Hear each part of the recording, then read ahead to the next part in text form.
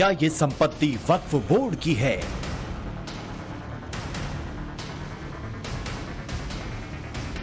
क्या कॉलेज की जमीन वक्फ बोर्ड की है?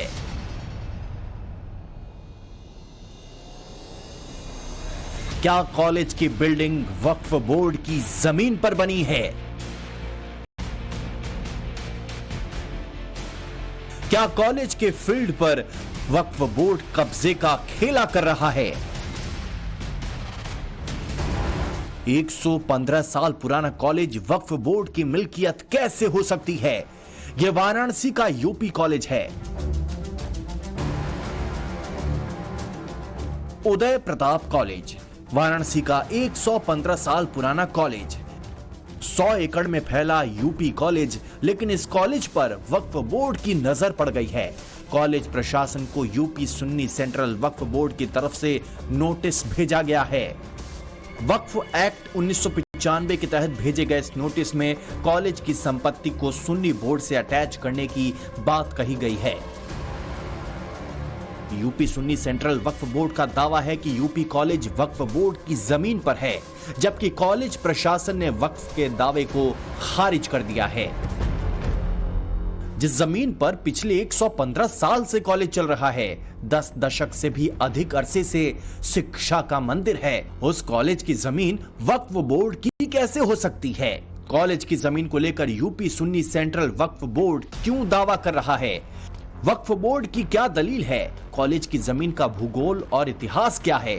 इसे समझने के लिए टाइम्स नाउ नव भारत के संवाददाता आशुतोष सिंह वाराणसी के उदय प्रताप कॉलेज पहुंचे और पूरे विवाद की जड़ से पड़ताल की।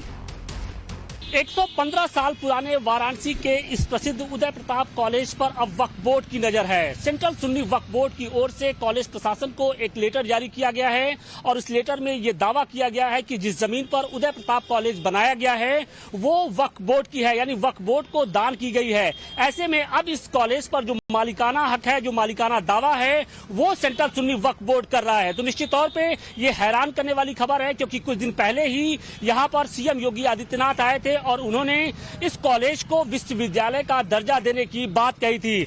मुख्यमंत्री योगी आदित्यनाथ के कॉलेज के 115वें स्थापना दिवस के मौके पर आने के बाद से विवाद और बढ़ गया है। योगी ने इस कॉलेज को यूनिवर्सिटी में बदलने की बात कही है, लेकिन सीएम के दौरे के बाद वक्फ बोर्ड ने इस कॉलेज की पूरी जमीन पर अपना दावा ठोक दिया है।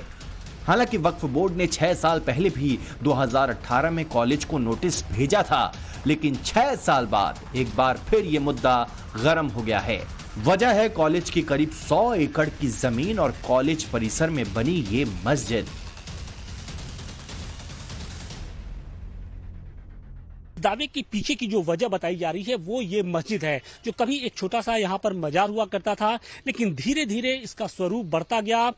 इस मजार ने अब मस्जिद का रूप ले लिया है और अब यहाँ पर सैकड़ों की संख्या में जो लोग होते हैं, जो मुस्लिम समाज के, वो यहाँ पर नमाज अदा करते हैं। और कहा यह जा रहा है कि धीरे धीरे सही अब जो मस्जिद कमेटी की ओर से बाकायदे सेंट्रल सुन्नी वक्फ बोर्ड को एक लेटर लिखा गया था और उस लेटर के माध्यम से अब कॉलेज की जो जमीन है उस पर दावा किया जा रहा है। यानी ये जो जमीन है कॉलेज की नहीं है, यानी जो राजर्षि जी की ओर से जो एक तरीके से बनाया गया था ये कॉलेज, अब उस पर जो वक्फ बोर्ड है वो दावा कर रहा है। और उसका ये कहना है कि अगर कॉलेज प्रशासन की ओर से कोई जवाब नहीं दाखिल किया जाता है तो इसको वक्फ बोर्ड में एक तरीके से शामिल कर लिया जाएगा। तो सवाल इसी बात का है कि शिक्षा के मंदिर में अब किस तरीके से एक फर्जीवाड़ा या एक सियासत या राजनीति की जा रही है। ये मस्जिद कॉलेज के मेन गेट में दाखिल होते ही करीब 100 मीटर की दूरी पर बना है। लोगों का कहना है कि ये मस्जिद पहले ऐसा नहीं था, पहले एक छोटे से मजार के तौर पर था, लेकिन अब यहाँ एक बड़ी मस्जिद बन गई है जिसमें मुस्लिम समुदाय के लोग नमाज पढ़ने के लिए आते हैं।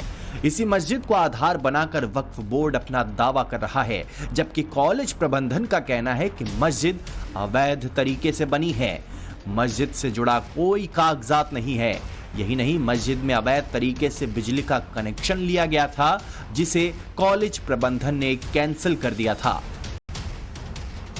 इधर जो है इन्होंने निर्माण कार्य कुछ कराना चाहा था बीच में, उस पर तत्काल थानाध्यक्ष शिवपुर को सूचित करते हुए हमने उस पर रोक लगवाया, निर्माण सामग्री को तत्काल बाहर करवाया। अभी इलेक्ट्रिसिटी बिल का मामला था कि इनके पास कोई भी जमीन नहीं है, कोई भी दस्तावेज नहीं है, मस्जिद संबंधी मजार संबंधी कोई भी पेपर नहीं है, और इसलिए हमने इलेक्ट्रिसिटी जो है इनकी कटवा दी। अपने हमारे में जोड़ करके चला रहे थे, गलत तरीके से चला रहे थे, इलेक्ट्रिसिटी हमने कटवा दी है। और इलेक्ट्रिसिटी कटवाने के बाद ये हमने कहा कि बिजली विभाग से आप कनेक्शन लीजिए, जो भी अगर आप है आपका कुछ तो आप कनेक्शन लीजिए। कनेक्शन के लिए गए तो दस्तावेज मांगे गए। इससे पहले साल 2018 में भी ऐसी नोटिस कॉलेज को मिली थी। उस बार भी यूपी सुन्नी सेंट्रल वक्फ बोर्ड की तरफ से ही नोटिस भेजी गई थी। कॉलेज के मैनेजमेंट कमेटी की तरफ से तभी जवाब दे दिया गया था कि कॉलेज की जमीन पर वक्फ बोर्ड का दावा गलत है, बेबुनियाद है। यूपी सुन्नी सेंट्रल वक्फ बोर्ड की दलील में कोई दम नहीं है। 6 दिसंबर 2018 को यूपी सुन्नी सेंट्रल वक्फ बोर्ड की तरफ से नोटिस देकर कॉलेज की जमीन पर दावा किया गया था, जिसका जवाब 21 दिसंबर 2018 को दिया गया था और कॉलेज मैनेजमेंट की तरफ से साफ कर दिया गया था कि वक्फ बोर्ड का दावा गलत है। जो उदय प्रताप शिक्षा समिति जो हमारे उदय प्रताप कॉलेज का संचालन करती है, उसके तत्कालीन सचिव श्री UN सिन्हा साहब ने बहुत स्पष्ट तरीके से उस समय जवाब दिया था कि कॉलेज परिसर के शैक्षणिक परिवेश में विकृति पैदा करने हेतु किसी अवांछनीय व्यक्ति द्वारा भ्रामक प्रार्थना पत्र प्रस्तुत किया गया है और यह कॉलेज की जमीन इंडाउमेंट ट्रस्ट की है और चैरिटेबल इंडाउमेंट एक्ट के अंतर्गत आधार वर्ष के उपरांत ट्रस्ट की जमीन पर किसी अन्य का मालिकाना हक स्वयं समाप्त हो जाता है। तो यूपी कॉलेज की स्थापना जो है क्षत्रिया हिवेट स्कूल के रूप में 1909 में जो है स्थापना हुई थी चैरिटेबल इंडाउमेंट एक्ट के अंतर्गत।